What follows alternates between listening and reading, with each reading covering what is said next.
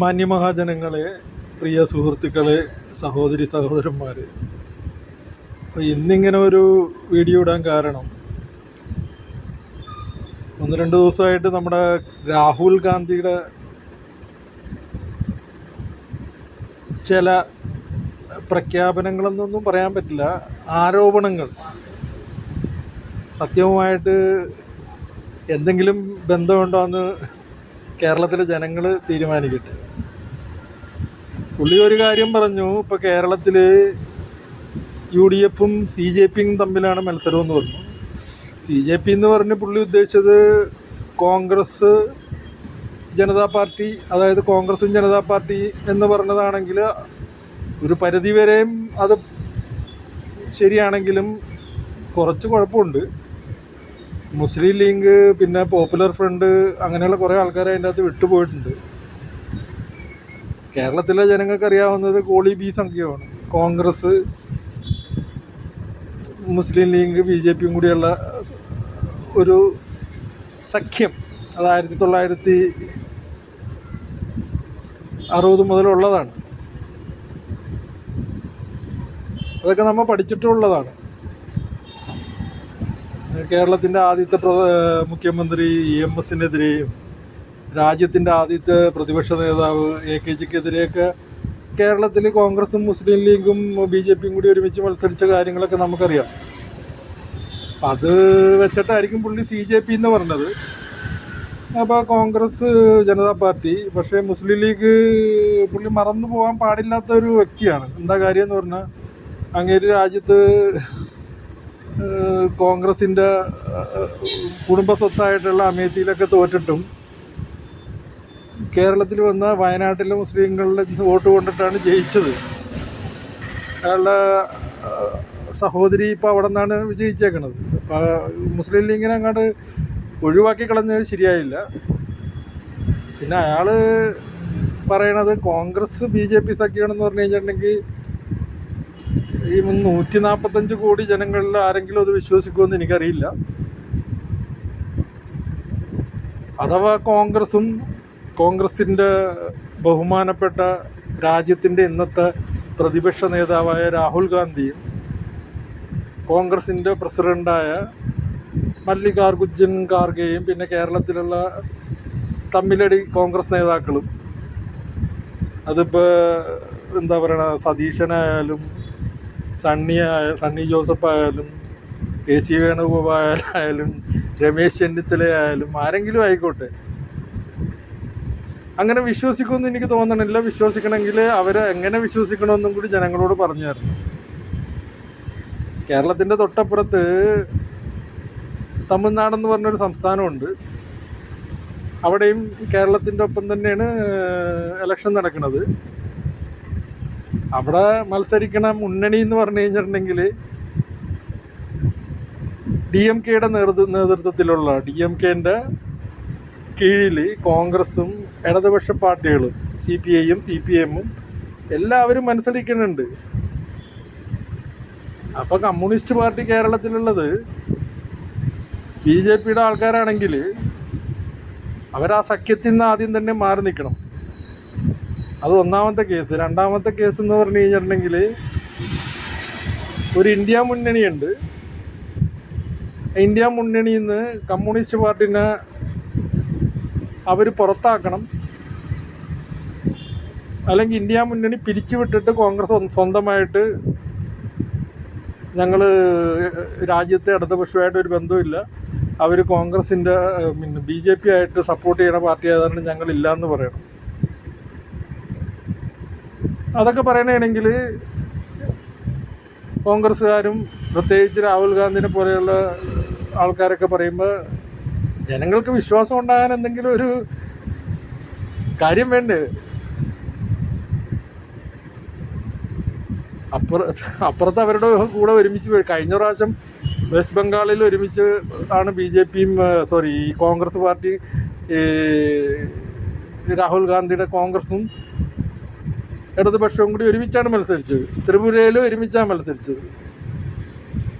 India മുന്നണിയുടെ ഭാഗമാണ്. എന്നിട്ട് പിന്നെ ഇവരെന്താണ് ഇങ്ങനെ പറയണത്? ഇങ്ങനെ പറയണമെങ്കിലും ഉറപ്പായിട്ടും അവർ തമിഴ്നാട്ടിലുള്ള സഖ്യത്തിൽ നിന്ന് മാറി നിൽക്കണം. ഇന്ത്യ മുന്നണിയിൽ നിന്ന് ഇടതുപക്ഷ പാർട്ടികളെ മാറ്റണം. അത് മാറ്റാത്തിടത്തോളം കാലം ഈ ഇലക്ഷന് വേണ്ടിയിട്ട് ഇതുപോലെയുള്ള പച്ചക്കള്ളങ്ങൾ കേരളത്തിലെ പ്രത്യേകിച്ച് ഇവിടുത്തെ പ്രതിപക്ഷ നേതാവ് തുറക്കണത് തന്നെ നുണ പറയാൻ വേണ്ടിയിട്ടാണ്. അയാൾ സത്യം പറഞ്ഞതാണെന്ന് അയാൾക്ക് തെളിയിക്കേണ്ട ഒരു ഗതികേടാണ്. ഇപ്പം നാട്ടുകാർ അയാൾ പറയണത് സത്യമാണെന്ന് വിശ്വസിക്കത്തില്ല, പറയണതെല്ലാം നുണയാണെന്ന് ആൾക്കാർ വിശ്വസിക്കുന്ന രീതിയിലായി. അയാളത് പ്രൂവ് ചെയ്തു, അയാൾ തെളിയിച്ചു. ഇനി ഓസ്കാറിലോ അല്ലെങ്കിൽ എന്തെങ്കിലും അവാർഡുകളും കാര്യങ്ങളും ഉണ്ടെങ്കിൽ സതീശൻ കഴിഞ്ഞിട്ടേ കിട്ടത്തുള്ളൂ. പക്ഷേ മോദിനെ അയാൾക്ക് തോൽപ്പിക്കാൻ പറ്റുമെന്ന് എനിക്ക് തോന്നണില്ല. എന്തും ആയിക്കോട്ടെ, കേരളത്തിലുള്ള ജനങ്ങൾ കമ്മ്യൂണിസ്റ്റ് പാർട്ടി എന്ന് പറഞ്ഞൊരു പ്രസ്ഥാനം BJP സപ്പോർട്ട് ചെയ്യില്ലെന്ന് ഇവിടെയുള്ള 3.5 കോടി ജനങ്ങൾക്കും അറിയാം. അത് ഏറ്റവും ദൃഢമായിട്ട് അറിയാവുന്ന ഒരു സംവിധാനം എന്ന് പറഞ്ഞാൽ കേരളത്തിലെ കോൺഗ്രസ്സുകാർക്ക് അത് നന്നായിട്ടറിയാം. കേരളത്തിലെ പല കോൺഗ്രസ് നേതാക്കളും RSS ശാഖക്ക് കാവൽ നിൽക്കാൻ പോയിട്ടുണ്ടെന്നൊക്കെ അവർ തന്നെ പബ്ലിക്കായിട്ട് പറഞ്ഞിട്ടുണ്ട്. ഇപ്പോഴുള്ള പ്രതിപക്ഷ നേതാവ് സവർക്കറിനെ പോയിട്ട് കുമ്പിട്ട് തൊഴുന്ന് അങ്ങേരുടെ മുമ്പിൽ വിളക്കെത്തിച്ച ആളാണ്. പിന്നെ ഇപ്പം ഈ കഴിഞ്ഞ തദ്ദേശ സ്വയംഭരണ സ്ഥാപനങ്ങളിലോട്ടുള്ള തെരഞ്ഞെടുപ്പിൽ തൃശ്ശൂർ ജില്ലയിൽ ഒരു പഞ്ചായത്തിലെ മുഴുവൻ കോൺഗ്രസ്സുകാരും നിന്ന നിപ്പിൽ BJP മാറിയിട്ട് അവിടെ ഭരിച്ചുകൊണ്ടിരിക്കുന്നുണ്ട്. ഇതൊന്നും രാഹുൽ ഗാന്ധിനെ ഇവിടെയുള്ള നേതാക്കന്മാർ പറഞ്ഞ് മനസ്സിലാക്കണില്ലെന്ന് എനിക്കറിയില്ല. അതുപോലെ കേരളത്തിൽ പല സ്ഥലങ്ങളിലും ഉണ്ട്. ഇവിടെ സമസ്ത എന്ന് പറഞ്ഞൊരു സംവിധാനമുണ്ട്, മുസ്ലിം ലീഗുകളുടെ എല്ലാ വിഭാഗങ്ങളും ഉള്ളതാണ്. അവർ പറഞ്ഞു പോപ്പുലർ ഫ്രണ്ട് ജമാഅത്തെ ഇസ്ലാമിയാണ്, ജമാഅത്തെ ഇസ്ലാമി വർഗീയ സംഘടനയാണ്, അവർ ഭാഗമായിട്ടുള്ള ഒരു പ്രസ്ഥാനത്തിലും അവരില്ലെന്ന് വ്യക്തവും കൃത്യവുമായി പറഞ്ഞിട്ടുണ്ട്. പക്ഷേ നമ്മുടെ പ്രതിപക്ഷ നേതാവ് അവർ വർഗീയ സംഘടനയല്ലാന്ന് സർട്ടിഫിക്കറ്റ് കൊടുത്തിട്ടുണ്ട്. പുള്ളിക്ക് ഏത് യൂണിവേഴ്സിറ്റിയാണ് അങ്ങനെ ഒരു സർട്ടിഫിക്കറ്റ് കൊടുക്കാനുള്ള അംഗീകാരം നൽകിയെന്ന് എനിക്കറിയില്ല. അതുപോലെ തന്നെ മുസ്ലിം ലീഗുകാർ ഇതുവരെ പോപ്പുലർ ഫ്രണ്ടോ ജമാഅത്തെ ഇസ്ലാമിയോ വർഗീയ സംഘടന അല്ല എന്ന് കൃത്യമായിട്ട് പറഞ്ഞിട്ടില്ല. പക്ഷേ സതീശൻ വർഗീയ സംഘടനയായ പോപ്പുലർ ഫ്രണ്ടിനെ സപ്പോർട്ട് ചെയ്തതിനെ എതിർത്ത് മുസ്ലിം ലീഗിൻ്റെ ആരാധനായ നേതാവായ ഈ പാണക്കാട് ശിഹാദ് അലി തങ്ങളോ അല്ലെങ്കിൽ കുഞ്ഞാലിക്കുട്ടിയോ പോലും പറയാനായിട്ട് ധൈര്യപ്പെട്ടിട്ടില്ല. എന്തുകൊണ്ട് അവർക്ക് അങ്ങനെ ധൈര്യം വരാത്തതെന്ന് എനിക്കറിയില്ല. പക്ഷേ പാലക്കാട് ഒരു മുസ്ലിം സ്ഥാനാർത്ഥിയുടെ മുസ്ലിം നാമധാരിയായിട്ടുള്ള ഒരു സ്ഥാനാർത്ഥിയെ നിർത്തിക്കഴിഞ്ഞാൽ അതവർക്ക് ഭയങ്കര ഡീലാണെന്നാണ് പറയണത്. കേരളത്തിലാകെ 2 പ്രാവശ്യമേ നിയമസഭയിലായാലും പാർലമെൻറ്റിലായാലും BJPക്കാർ തിരഞ്ഞെടുക്കപ്പെട്ടിട്ടുണ്ട്. അതൊന്ന് തിരുവനന്തപുരത്തുള്ള നേമത്തും 2 കഴിഞ്ഞ ഇലക്ഷനിൽ തൃശ്ശൂർ ലോകസഭാ മണ്ഡലത്തിൽ 2ഇടത്തെയും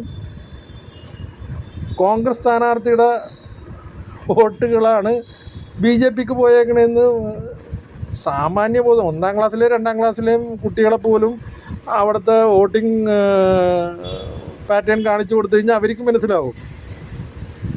നേമത്ത് ശക്തൻ അവിടെ MLA ആയിരുന്നു, അദ്ദേഹത്തിന് 50,000-ന് മേളിൽ വോട്ട് കിട്ടി. രാജഗോപാൽ BJP സ്ഥാനാർത്ഥിയായിട്ട് അവിടെ നിന്ന് ജയിക്കുമ്പോൾ ആ 50,000-ന് മേളിൽ ഉണ്ടായിരുന്ന വോട്ടുകൾ 13,000 കുറഞ്ഞു. അങ്ങനെയാണ് അവിടെ BJP ജയിക്കണത്. അതെന്ത് ഡീലാണെന്ന് ഇതേവരെ കേരളത്തിലെ ജനങ്ങളോട് UDFോ കോൺഗ്രസോ പറഞ്ഞിട്ടില്ല. പക്ഷേ കേരളത്തിലെ ജനങ്ങൾക്ക് മനസ്സിലായി അതെന്താണെന്ന്. അതുപോലെ തന്നെ തൃശ്ശൂർ പ്രതാപൻ ജയിച്ച മണ്ഡലമാണ്. 5 ലക്ഷത്തിനടുക്ക് വോട്ടുണ്ടായിരുന്നു. പ്രതാപനെക്കാളും വലിയൊരു നേതാവിനെ, അതായത് K മുരളീധരനെ, സാക്ഷാൽ കരുണാകരൻ്റെ മകനെ കൊണ്ടുവന്ന് അവിടെ നിർത്തിയിട്ട് അങ്ങേരുടെ പ്രതാപന് കിട്ടിയ വോട്ട് പോലും അങ്ങേര് കിട്ടിയില്ല. ഏകദേശം 1 ലക്ഷം വോട്ടാണ് കോൺഗ്രസിൻ്റെ കാണാണ്ട് പോയത്. പള്ളിയിലും അവിടെ ഇവിടെയൊക്കെ കയറി കിടന്ന് കുറച്ച് ക്രിസ്ത്യാനികൾ വോട്ട് ചെയ്തിട്ടുണ്ടാവും. പക്ഷെ എന്നാലും ബാക്കി വോട്ട് എങ്ങാണ്ട് പോയി. ഈ പറയുന്ന നേമത്തായാലും തൃശ്ശൂരായാലും ഇടതുപക്ഷത്തിൻ്റെ വോട്ട് കുറഞ്ഞിട്ടൊന്നുമില്ല, അവർക്ക് കിട്ടിയിട്ടേ ഉള്ളൂ. അപ്പോൾ അതുകൊണ്ട് ഇതൊന്നും ഞാൻ പറയാൻ വേണ്ടിയിട്ടാണ് ഈ വീഡിയോ ഇട്ടത്. Thank you. അത് ഡോക്ടർ എഴുതണം, അല്ലാണ്ട് തരില്ല. എന്താ കാര്യം എന്ന് പറഞ്ഞു കഴിഞ്ഞിട്ടുണ്ടെങ്കിൽ അവർക്ക് വലിയ പ്രശ്നം ഉണ്ടാവണം ലേഡീസിന് അത് കഴിച്ചാൽ. പിന്നെ അവർക്ക് പിന്നെ ക്യാരി ചെയ്യാനേ പറ്റത്തില്ലോ.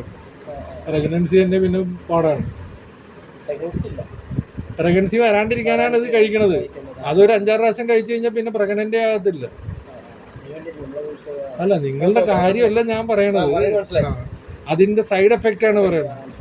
ഒരു 5-6 പ്രാവശ്യം അത് യൂസ് ചെയ്ത് കഴിഞ്ഞാൽ നാച്ചുറലി അതിൻ്റെ കപ്പാസിറ്റി പോകും. അപ്പോൾ ഡോക്ടറൊക്കെ എഴുതാതെ അത് കൊടുക്കാണ്ടിരിക്കണമെന്ന് പറഞ്ഞാൽ, അല്ലെങ്കിൽ ഞാനിത് വെറുതെ പൈസ കിട്ടാൻ വേണ്ടി വിൽക്കാനിരുന്ന് കഴിഞ്ഞിട്ട് കാര്യമില്ല. അതുകൊണ്ടാണ് തരാത്തത് കേട്ടോ.